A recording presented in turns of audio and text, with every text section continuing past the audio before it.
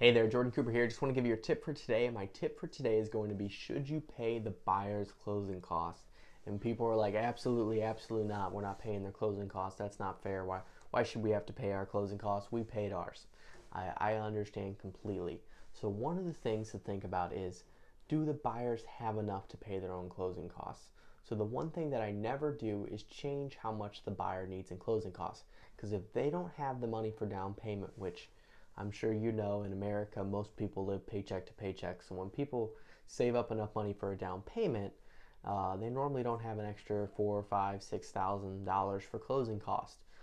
So one thing that I always recommend is just raise your price. Say, hey, don't worry, we'll pay your closing costs, but we just need you to pay a little bit more for the house. So I'm just going to use an example here. Let's say the house is $200,000, just for an example here, and the buyer wants $6,000 in closing costs.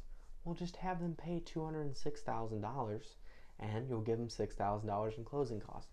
You still walk away with the same amount of money, but the buyer can move into the house actually and buy it, because if they don't have $6,000 to pay their own closing costs, there's no way they can buy it. It doesn't matter if they pay $250 for the house.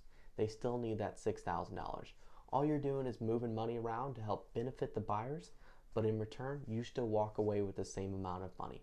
So that's just one thing to think about. Thank you so much for watching. If you have any questions, you know my number. See you later.